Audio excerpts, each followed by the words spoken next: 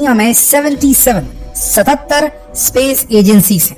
इनमें से सिर्फ 16 स्पेस एजेंसीज ऐसी हैं जिनके पास अंतरिक्ष में किसी भी चीज को भेजने की कैपेसिटी है, क्षमता है। और इन 16 में से भी सिर्फ गिनी चुनी 4 से 5 स्पेस एजेंसीज ऐसी हैं जिनके लॉन्चेस हर बार सक्सेसफुल होते हैं, या 90% सुपर जिनका स्ट्राइक रेट है। और उनमें आता है नासा का नाम, जाक्सा का नाम, जाक्सा जो है JAXA जो है वो जापान की स्पेस एजेंसी है, रॉसकॉस्मोस का नाम आता है रशिया का, चाइना का नाम आता है, और भारत का नाम इसरो का नाम आता है। और इसरो ने सबसे बड़े जो परचम लहराया दोस्तों वो है दुनिया का सबसे कॉस्ट इफेक्टिव, सबसे किफायती, सबसे सस्ता मेथड जिससे किसी भी सैटेलाइट को लियो यानी कि लो अर्थ ऑर्बिट में सेटल कर सकता है। जी दोस्तों, सिर्फ लो अर्थ ऑर्बिट नहीं और भी आगे भेजना है तो भी भारत के पास में जो क्षमता है स्पेस लॉन्चिंग की वो बेहद सस्ती है। सुनकर के आप हैरान रह जाएंगे।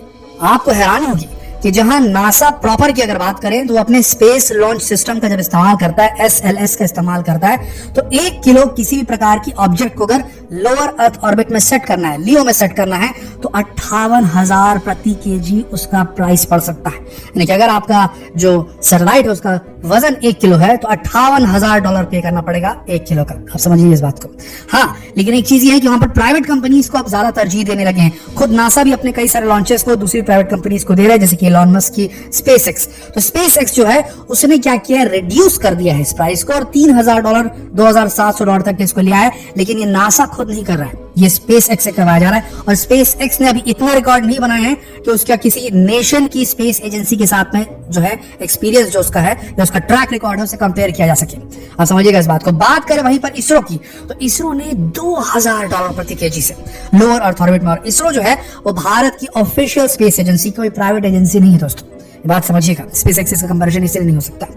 $2,000, महज $2,000 प्रति केजी में इसने वहां पर स्थापित करने का एक रेट सीमित कर दिया है। अब इससे क्या होता है, ऑस्ट्रेलिया जैसी कंट्री जिनके पास में अभी स्पेस का बजट कम है और वो नासा लेकर जाएंगे अपना प्रोजेक्ट तो मुश्किल हो जाएगी। तो इसीलिए ऑस्ट्रेलिया ने भारत को चुना है। अभी और सुन लीजिए, भारत के पास भी अलग अलग लॉन्च व्हीकल्स है, जैसे कि PSLV, पोलर लॉन्च व्हीकल इसे कहा जाता है, polar satellite launch vehicle PSLV कहा जाता है। फिर GSLV है, जियो सिंक्रोनस सैटेलाइट लॉन्च व्हीकल, जो जियो सिंक्रोनस ऑर्बिट में जो इसका लोअर अर्थ ऑर्बिट के बाहर होता है, जियो सिंक्रोनस ऑर्बिट वहां सेट करने का काम करती है सैटेलाइट्स को। तो अलग अलग लॉन्च व्हीकल्स के हिसाब से प्राइस पड़ रहा है। मजे की बात यह है, $18 मिलियन का जो MOU साइन किया है भारत ने ऑस्ट्रेलिया के साथ, उसमें भारत को सिर्फ SSLV का इस्तेमाल करना पड़ेगा, स्मॉल सैटेलाइट लॉन्च व्हीकल का इस्तेमाल करना पड़ेगा। हमारे पास जो स्मॉलेस्ट लॉन्च व्हीकल है वो आराम से 500 किलोग्राम के किसी भी पेलोड को लो अर्थ ऑर्बिट लियो में सेटल कर सकता है, प्लेस कर सकता है। और आपको बता दें, ऑस्ट्रेलिया की जो सबसे बड़ी सैटेलाइट जो लॉन्च करवाना चाहता है वो 450 किलोग्राम की है। तो जरा सोच लीजिए भारत की कैपेसिटी कहां से कहां पहुंच चुकी है। और दुनिया भर के कई देश जो हैं वो भारत की तरफ अग्रसर है, वो नासा की तरफ नहीं जाना चाहते, वो SpaceX की जो है इनडेफिनिट जो उसका रिकॉर्ड रहा है उसके तरफ नहीं जाना चाहते, वो इसरो की तरफ आना चाहते हैं। इसरो के पास भले उतना बजट ना हो जितना SpaceX के पास में, भले जो SpaceX है वो एक इंडिपेंडेंट प्राइवेट एजेंसी हो, डेफिनेटली उसके पास में कुछ टेक्नोलॉजीज हैं। भारत ने पुष्पक अपना जो विमान है वो डेवलप कर लिया है। ये एक रीयूजेबल रॉकेट है जो कि कई बार इस्तेमाल किया जाएगा। रॉकेट जाकर के अंतरिक्ष में वेस्ट नहीं हो जाएगा, ये रॉकेट जाएगा अंतरिक्ष में, पेलोड को रिलीज करेगा और वापस धरती पर लौट कर आएगा और कई बार उसका इस्तेमाल किया जा सकेगा। तो आप इस बात को समझिएगा कि भारत बहुत तेज गति से आगे बढ़ रहा है और इसरो का महत्व कितना जबरदस्त है आप इसी बात से समझ सकते हैं कि ऑस्ट्रेलिया जैसी कंट्री जो है, जो कि अमेरिका के बेहद करीबी है, उसे भी इसरो ज्यादा पसंद आ रहा है बनिस्बत नासा के। अब सवाल यह आता है कि इसरो ने इतने कम बजट में आखिर कैसे कैपेसिटी डेवलप कर ली कि वो बेहद कम प्राइस लेता है पर केजी वेट के हिसाब से अंतरिक्ष में किसी भी चीज को लॉन्च करने का। आखिर ऐसा कैसे अचीव किया इसरो ने? तो इसके लिए सबसे महत्वपूर्ण जो चीज की गई है वो है एफिशिएंट प्रोजेक्ट मैनेजमेंट। जो पूरा डिजाइन किया जाता है किसी भी चीज के लॉन्चिंग को, तो वो उस फेस में इसरो बहुत जबरदस्त मेहनत करता है।